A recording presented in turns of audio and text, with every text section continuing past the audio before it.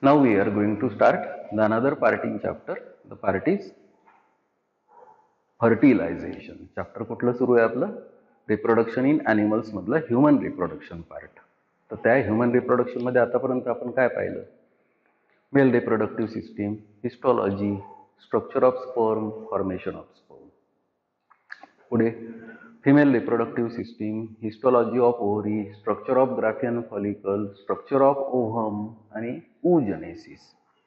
त्याच्यानंतर गेलो आपण फिमेल रिप्रोडक्टिव्ह सायकलला. फिमेल रिप्रोडक्टिव्ह सायकलमध्ये आपण स्टडी केली मेन्स्ट्रुअल सायकल. आता आपल्याला जायचं आहे पुढच्या पार्टला, that is called as fertilisation. मग आता फर्टिलायझेशनसाठी आपल्याला काय पाहिजे? तर स्पर्म पाहिजे आणि ओव्हम पाहिजे. मग स्पर्म फॉर्मेशन म्हणजे काय? The process of formation of sperm within the testis from seminiferous tubule from germinal cells of the seminiferous tubule is called as spermatogenesis. काय म्हटलं मी? The process of formation of sperms or spermatozoa from germinal cells of the seminiferous tubules of testis is called as spermatogenesis and that particular male gamete it is called as sperm. Oogenesis म्हणजे काय? The process of formation of ovum or secondary oocyte from the germinal cells of the ovary. The process it is called as oogenesis. म्हणजे oogenesis मध्ये काय तयार होतं? तर ovum. स्पर्मॅटोजेनेसिस मध्ये काय तयार होतं? तर स्पर्म. मग स्पर्म मध्ये काय काय असतात? द स्पर्म म्हणजे काय? The sperm it is a haploid motile male gamete. Ovum म्हणजे काय? The ovum it is a non motile haploid female gamete. मग हे दोघं जर तयार झाले असेल तर फ्यूज व्हायला पाहिजे and the fusion process it is called as a fertilization. The process of fusion of haploid male gamete with the haploid female gamete to form a diploid zygote, that particular process it is called as a fertilization. मग sperm मध्ये काय असते? The sperm structurally shows the presence of four parts: the head, neck, middle piece and tail. Head मध्ये काय present असणार? Nucleus present आहे haploid. त्याच्या just वर काय प्रेझेंट आहे? ॲक्रोझोम. त्या हेडच्या नंतरचा नॅरो जो पार्ट आहे त्याला काय म्हणतात? नेक. मग इलॉंगेटेड पार्ट असेल तर तो कोणता पार्ट आहे? Middle piece. मिडल पीस नंतर लास्ट टॅपरिंग पार्ट कोणता आहे? तर टेल. म्हणजे एक स्पर्म किती पार्ट्स मध्ये डिफरन्शिएट होतो? 3. कोणते? 4. कुठले 4? Head, neck, middle piece and tail.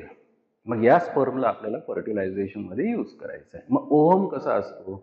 So ovum it is a rounded structure. It shows the presence of nucleus. The nucleus is haploid and that is surrounded by cytoplasm. But when this particular ovum it is released outside the ovary, it is at a secondary oocyte stage. म्हणजे जो ovum त्या ovary मधून female reproductive सायकलच्या 14th डेला म्हणजे menstrual सायकलच्या 14th डेला जो ओव्हम रिलीज होतो तो कोण असतो? तर तो असतो सेकंडरी oocyte. मग त्या सेकंडरी oocyte मध्ये असते काय? तर न्यूक्लियस प्रेझेंट असतो, सायटोप्लाझम प्रेझेंट असते, वर कव्हरिंग असते, त्याला म्हणतो आपण व्हायटलाईन मेम्ब्रेन. मग 2 लेयर्स ग्राफियन फॉलिकलचे असतात, झोना पेलुसिडा अँड कोरोना रेडिएटा. मग असा ओव्हम रिलीज झालेला असेल फिमेलच्या ॲब्डॉमिनल कॅव्हिटीमध्ये, तर तो पर्टिक्युलर ओव्हम ट्रॅप कोणी करायचा असतो? तर फिमरीनी. कोणी आतमध्ये घ्यायचा असतो? तर इन्फंडिबुलम हा फॅलोपियन ट्यूबच्या पार्टने. कुठून घ्यायचा असतो? तर ओस्टियम मधून. कुठपर्यंत घ्यायचा असतो? तर अँप्युला ऑफ द फॅलोपियन ट्यूब. म्हणजे इनडायरेक्टली तो ओव्हम घेतल्यानंतर कुठपर्यंत जाणार आहे? अँप्युलापर्यंत. आणि त्या अँप्युलामध्ये काय होणार आहे? तर फर्टिलायझेशन. तर या प्रोसेसला आपल्याला आता जायचं आहे. That particular process it is called as a fertilisation. मी आता डिफाईन करतो, त्याच्यानंतर प्रोसेसच्या मेकॅनिझममध्ये जाऊ. मग कसं डिफाईन करू फर्टिलायझेशनला? The process of fusion of haploid male gamete with the haploid female gamete to form a diploid zygote. The process it is called as fertilization and this particular fertilization in human it takes place in the ampulla of the fallopian tube. That fallopian tube it is also called as oviduct. इथे काय म्हटलं मी की haploid male गमेट म्हणजे sperm आणि haploid female गमेट म्हणजे ovum हे जर fuse होत असेल आणि डिप्लॉइड झायगोट जर प्रोड्यूस होत असेल आणि तो पण प्रोड्यूस होताना कुठे प्रोड्यूस होत असेल? फॅलोपियन ट्यूबच्या मिडल पार्टला, ज्याला काय म्हणतो आपण? अँप्युला. तिथे जर होत असेल आणि त्याच्यापासून जर तिथे झायगोट जर तयार होत असेल तर that particular process it is called as fertilization. So in human this particular fertilization, because it takes place in the ampulla of the fallopian tube, this particular fertilization in human thus it is called as internal fertilization. It is called as internal fertilization. या internal फर्टिलायझेशनला म्हणजे फर्टिलायझेशनला आपल्याला आता detail mechanism मध्ये न्यायचं आहे. मग मेकॅनिझम कसं आहे, तर actually mechanism of this particular fertilization takes place with the help of 3 steps, or it can be studied with the help of 3 steps. The 3 steps are migration of sperm, penetration of sperm into the ovum, and actual fertilization. किती steps आहे, 3 steps आहे. कोणत्या, migration of sperm, penetration of sperm into the ovum and actual fertilization. आपण एक एक process जाऊ म्हणजे observe करू. ही आहे आता फिमेल रिप्रोडक्टिव्ह सिस्टीम. या फिमेल रिप्रोडक्टिव्ह सिस्टीम मध्ये हे आहे युटेरस, ही आहे फॅलोपियन ट्यूब, ही आहे ओव्हरी, ही आहे वजायना आणि हा आहे वल्वा. फर्टिलायझेशन इथे होणार आहे. हा जो सोलन पार्ट आहे या फॅलोपियन ट्यूबचा, याला काय म्हणतात तर अँप्युला. हा पार्ट आहे इन्फंडिबुलम, हा पार्ट आहे अँप्युला आणि हा पार्ट आहे इस्मस. हे जे फिंगर सारखे स्ट्रक्चर्स दिसतात आहे ज्याच्याकडून ओव्हम ट्रॅप होईल त्याला म्हणतात फिंबरी. इथे जे ओपनिंग आहे की जिथून ओव्हम आतमध्ये एंटर होईल त्याला म्हणतात ओस्टियम. मग आता या प्रोसेसला सुरू करायचं आहे आपल्याला. The first step of this particular fertilization it is called as migration of sperm. म्हणजे इनडायरेक्टली या फिमेल रिप्रोडक्टिव्ह सिस्टीम मध्ये ही जी सिस्टीम आहे इथे आता स्पर्म कसा मायग्रेट होतो त्याची मेकॅनिझम आपल्याला सांगायचं आहे. पहा, the first step it is called as migration of sperm. The entry of the penis into the vagina it is called as a copulation. The entry of the penis of the male into the vagina of that particular female it is called as a copulation. And when this particular penis enters into this particular vagina, this particular penis it ejects semen. It eject semen. म्हणजे या particular पेनिसची entry जर या व्हाजाना मध्ये होत असेल तर इथे eject काय होणार तर semen. That particular ejects the semen. मग या सिमेन मध्ये काय काय असणार तर सिमेन मध्ये प्रेझेंट असणार sperms plus secretion of seminal vesicle plus secretion of prostate gland plus secretion of Cowper's gland. म्हणजे सिमेन कशाला म्हणणार, the mixture of sperms plus secretion of seminal vesicle, secretion of prostate gland and secretion of Copper's gland, all these particular together it is called as a semen. म्हणजे indirectly penis जर आतमध्ये enter या वजायना मध्ये होत असेल, प्रोसेसला मी कॉप्युलेशन म्हटलं असेल, तर कॉप्युलेशन नंतर या पेनिस कडून इथे काय इजेक्ट होईल तर सीमेन. So the entry of this particular penis into the vagina of this particular female reproductive system it is called as a copulation. And once this particular copulation takes place, this particular penis it eject about 3 to 4 ml of semen. It eject 3 to 4 ml of semen, and that particular 3 to 4 ml of semen contain about 200 to 400 million sperms. That particular semen contain about 200 to 400 million sperms, and of these particular sperms most of the sperms are eliminated out, and only few sperms they reach up to the site of fertilization. The site of fertilization it is called as the ampulla. That is called as ampulla. मी आता काय म्हटलं की बा हे penis जर व्हाजानामध्ये enter होत असेल, प्रोसेसला कॉप्युलेशन म्हटलं असेल, कॉप्युलेशन नंतर या पेनिस मधून जर इथे सिमेन इजेक्ट होत असेल तर इजेक्ट झालेल्या सिमेन मध्ये स्पर्म्स किती असतात तर 200 to 400 मिलियन. आणि या पर्टिक्युलर स्पर्म्स पैकी काय होते तर अराउंड 50% स्पर्म जर असेल तर इनडायरेक्टली ते इजेक्ट होतात. काही स्पर्म जर असेल तर इनडायरेक्टली ते मूव्ह होतात फॅलोपियन ट्यूब कडे.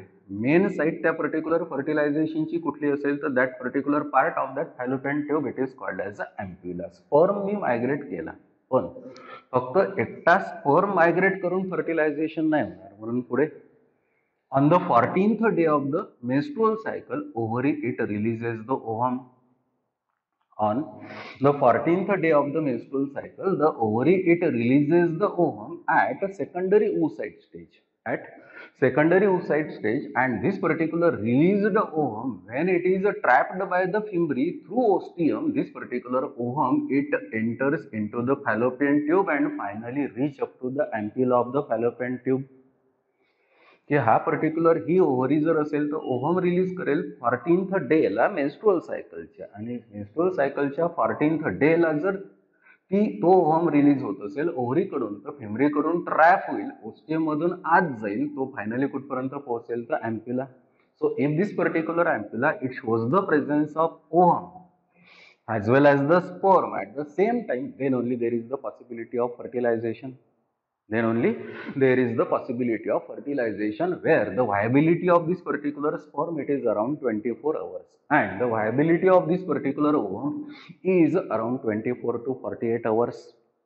म्हणजे एकदा या पर्टिक्युलर मध्ये स्पर्म आलेला असेल, इकडनं ओव्हम जर आलेला असेल, तर then only there is the possibility of this particular process. That particular process thing it is called as a fertilization. So this is the first step of this particular fertilization. It is called as a migration of sperm. The second step it is called as a penetration of sperm in to the ovum. म्हणजे indirectly हा ovum आहे, इकडनं जर sperm आलेला असेल तर indirectly हा sperm या ओव्हमच्या आत कसा एंटर होतो, पेनिट्रेट होतो, त्याचं मेकॅनिझम आता आपल्याला सांगायचं आहे. That is the second step, that is called as penetration of sperm into the ovum. मग आता पेनिट्रेशन कसं होईल, ऍक्च्युली काय आहे की सपोज हा फॉर एक्झाम्पल ओव्हम असेल, तर ऍक्च्युली हा ओव्हम जो आहे हा सेकंडरी oocyte स्टेजला आहे. सेकंडरी oocyte स्टेजला आहे म्हणजे इनडायरेक्टली काय आहे की या पर्टिक्युलर ओव्हम, जसं फॉर एक्झाम्पल जेव्हा आपण oogenesis ऑब्झर्व करतो, oogenesis मध्ये 3 स्टेप राहील. पहिल्यांदा मल्टिप्लिकेशन फेज, नंतर ग्रोथ फेज, नंतर मग मॅच्युरेशन फेज. मल्टिप्लिकेशन फेजमध्ये जर्मिनल सेल्स प्रायमॉर्डियल फॉलिकल्स असेल तर ते फक्त मल्टिप्लाय होतील. ग्रोथ फेजमध्ये त्याच्यापैकी समजा फॉर एक्झाम्पल एखादी प्रायमॉर्डियल फॉलिकल असेल तर ती ग्रो होईल. ग्रो झालेल्या सेलला आपण म्हणतो आता प्रायमरी ओगोनियम. त्याला काय म्हणतो आपण, ओगोनियम. तो ओगोनियम असेल तर आता मॅच्युरेशन फेजमध्ये जर गेला असेल तर इनडायरेक्टली पहिल्यांदा एका सेलपासून 2 तयार होत असेल तर त्यांना म्हणतो आपण प्रायमरी oocyte. प्रायमरी oocyte पासून जे तयार होईल त्यांना काय म्हणतो आपण, सेकंडरी oocyte. सेकंडरी oocyte जर आता मॅच्युरेशन डिव्हिजन मध्ये गेला, तर मॅच्युरेशन प्रोसेसमध्ये जर गेला तर इनडायरेक्टली त्याच्यापासून तयार होईल ओव्हम. म्हणजे हा पर्टिक्युलर कोण आहे तर सेकंडरी oocyte. म्हणून सेकंड स्टेप पहा, the second step it is called as the penetration of sperm into the ovum. काय आहे की many sperms they come in contact with this particular sperm. Many sperms they come in contact with this particular sperm, but the only one sperm which reach up to the animal pole of this particular ovum. ही खूप सारे sperms या particular ओव्हमच्या आजूबाजूला arrange होतात, पण एक असा sperm असतो की जो पर्टिक्युलर स्पर्म या पर्टिक्युलर ओव्हमच्या अॅनिमल पोलला जो पोहोचतो, that particular sperm only get entry within the ovum. म्हणजे इनडायरेक्टली आजूबाजूला स्पर्म्स खूप असतात पण सगळ्या स्पर्म्सला आतमध्ये एंट्री मिळत नाही. एक स्पर्म या खूप साऱ्या स्पर्म्स पैकी असा स्पर्म की जो पर्टिक्युलर स्पर्म या पर्टिक्युलर ओव्हमच्या अॅनिमल पोलला असेल, म्हणजे अॅनिमल पोलला गेलेला असेल. या पर्टिक्युलर ओव्हमला 2 पोल आहे, एक अॅनिमल पोल आहे, दुसरा व्हेजिटल पोल आहे. ज्या साईडला न्यूक्लियस प्रेझेंट असतो त्याला अॅनिमल पोल म्हणतात, ज्या साईडला न्यूक्लियस नसतो त्या साईडला व्हेजिटल पोल म्हणतात. म्हणून स्पर्म समजा फॉर एक्झाम्पल जर तो अॅनिमल पोलला जर आला तर या पर्टिक्युलर स्पर्मला आता एंट्री मिळेल. So many sperms they come in contact with this particular single ovum, but only one sperm which reach up to the animal pole get entry within this particular ovum, where the acrosome of this particular sperm secrete the enzyme, the lytic enzyme. That particular lytic enzyme it is called as a hyaluronidase. That is called as hyaluronidase. And because the nature of that particular hyaluronidase enzyme is a lytic, it is hydrolyzing. Naturally, this particular hyaluronidase enzyme breaks the corona radiata as well as zona pellucida as well as vitelline membrane, and this particular sperm, when that digests corona radiata, zona pellucida, vitelline membrane, the sperm it enters into the ovum. की हा sperm जो आहे animal पोलला आलेला आहे, त्यांनी जर त्याच्या ॲक्रोझोमनी जर हायलोरोनिडेज एन्झाईम जर सिक्रेट केला, तो लायटिक एन्झाईम आहे, त्या लायटिक एन्झाईममुळे इथले करोना रेडिएटाचे सेल्स आहे, झोना पेलुसिडा ही मेम्ब्रेन आहे, व्हायटलाइन मेम्ब्रेन आहे, ही आता ब्रेक होईल. ब्रेक होत असेल तर this particular sperm get entry within this particular ovum, where the head, neck and middle piece of that particular sperm it enters within the ovum and the tail get lost. म्हणजे स्पर्मला 4 part असतात, head, neck, middle piece आणि tail. त्याच्यापैकी head, neck, middle piece हे 3 part या sperm मध्ये enter होतात. Tail जो पार्ट आहे तो त्या पर्टिक्युलर ओव्हमच्या बाहेर राहून जातो, आणि once this particular sperm it enters into this particular ovum, immediately this particular vitelline membrane becomes thick. The vitelline membrane becomes thick, and that particular vitelline membrane when becomes thick, that particular thick vitelline membrane, it is called as the fertilization membrane. म्हणजे एकदा sperm आतमध्ये enter झालेला असेल तर ही व्हायटलाईन membrane जी thin होती ती thick होऊन जाईल, आणि थिक जर होत असेल तर थिक व्हायटलाईन मेम्ब्रेनला काय म्हणतात तर fertilization membrane. The significance of this particular fertilization membrane is it avoids the entry of the another sperm or it prevents the polyspermy. म्हणजे एकदा स्पर्म एकदा आतमध्ये एंटर झाल्यानंतर दुसरा स्पर्म आतमध्ये एंटर होऊ नये म्हणून ही particular vitelline membrane immediately thick होईल. That is called as fertilization membrane. म्हणजे या फर्टिलायझेशन मेम्ब्रेनचं सिग्निफिकन्स काय राहील की ही फर्टिलायझेशन मेम्ब्रेन ही व्हायटलाईन मेम्ब्रेनपेक्षा थिक असल्यामुळे दुसरा स्पर्म आतमध्ये एंटर होऊ देणार नाही. म्हणजे the significance of this particular fertilization membrane is to avoid the polyspermy. So this particular sperm does it enters into this particular ovum. When this particular sperm it enters into the ovum, when this particular sperm it enters into the ovum, the neck of this particular sperm it breaks.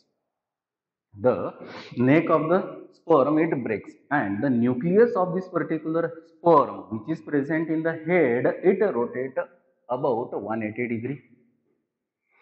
The contents which are present in the middle piece they mix with the cytoplasm of the ovum. की या middle piece मध्ये स्पर्मच्या middle piece मध्ये जे contents present होते ते content सगळे या particular ओव्हमच्या cytoplasm सोबत मिक्स होईल. Only one centriole it enters into the ovum. या पर्टिक्युलर ओव्हम मध्ये सेंट्रिओल नसतो.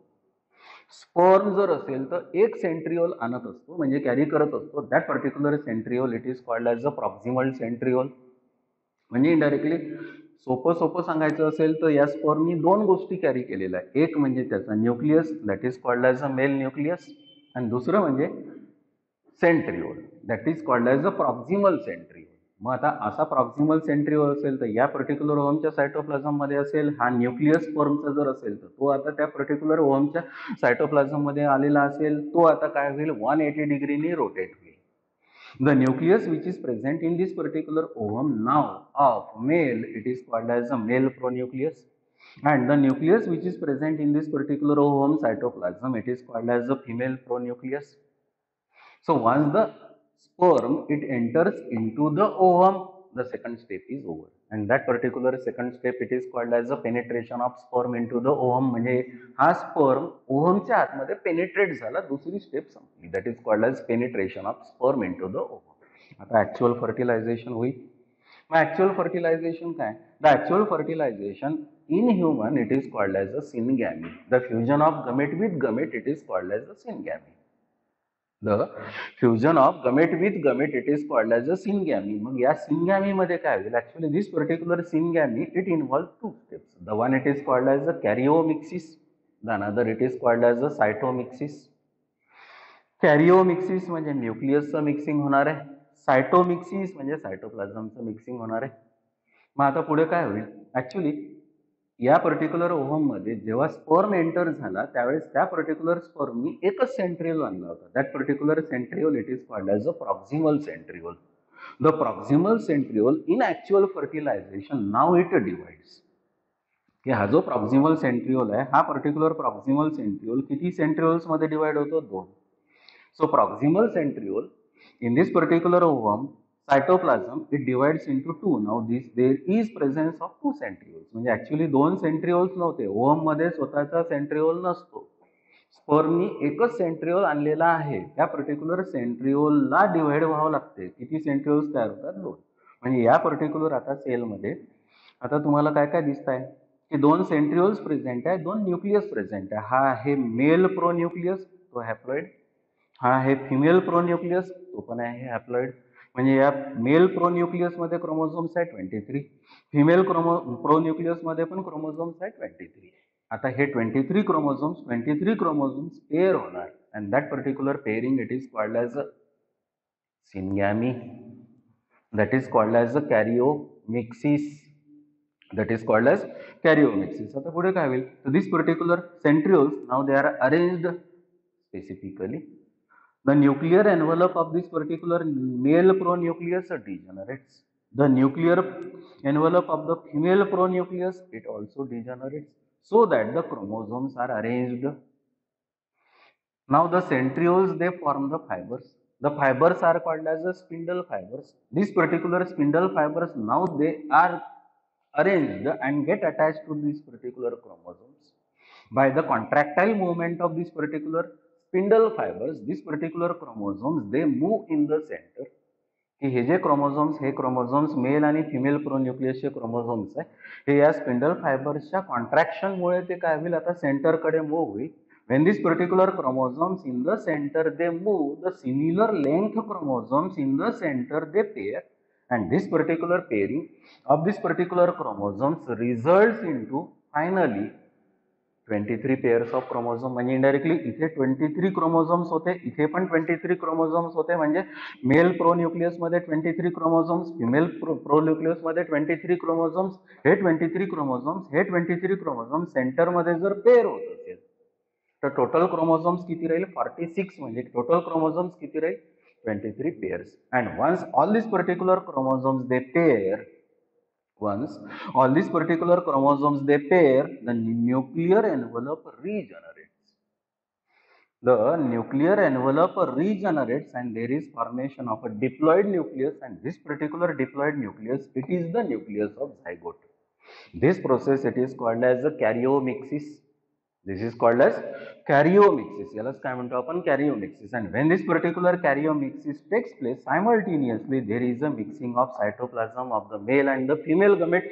That particular mixing of the cytoplasm of the male and female gamete, it is called as the cytomixis. And once this particular karyomixis and cytomixis takes place, the resultant cell, now it is a diploid cell, and that particular diploid cell, it is called as a zygote, where this particular zygote, if it is observed, this particular zygote, it shows the presence of a diploid nucleus with 46 chromosomes or 23 pair of chromosomes.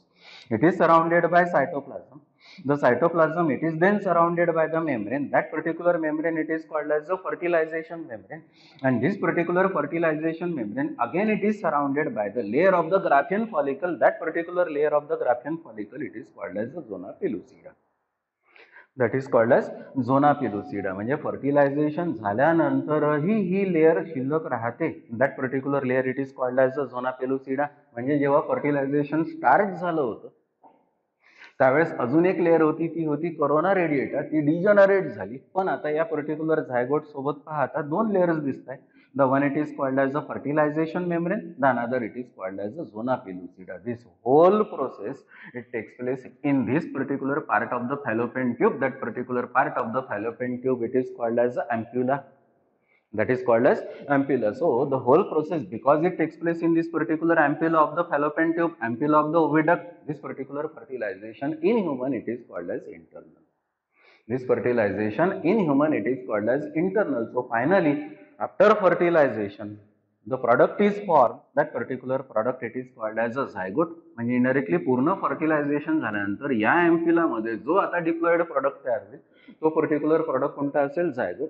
आता हा जो zygote आहे, हा particular zygote पुढे प्रोसेसमध्ये जाईल. That particular process it is called as the development of embryo. So this is the process that is called as fertilization. मग finally काय कळलं फर्टिलायझेशन मध्ये, की या फर्टिलायझेशन मध्ये दोन गमीटचं फ्युजन होणार. एक गमीट आहे स्पर्म, दुसरा गमीट आहे ओव्हम. प्रॉडक्ट काय तयार होणार तर झायगोट. आणि तो पर्टिक्युलर झायगोट कुठे तयार होणार तर अँप्युला मध्ये. अँप्युला कशाचा पार्ट आहे तर फॅलोपियन ट्यूबचा पार्ट आहे. फॅलोपियन ट्यूब कशाचा पार्ट आहे तर फिमेल रिप्रोडक्टिव्ह सिस्टमचा पार्ट आहे. The significance of this particular fertilization is that this particular fertilization maintains the chromosome number. It maintains the chromosome number. म्हणजे पॅरेंट्स मध्ये जो क्रोमोझोम नंबर असेल तोच पर्टिक्युलर क्रोमोझोम नंबर ऑफस्प्रिंग मध्ये मेंटेन करायचा असेल तर ही प्रोसेस इम्पॉर्टंट आहे. And that particular process it is called as the fertilization. So this is the mechanism. That particular mechanism it is called as, it is of the mechanism of fertilisation.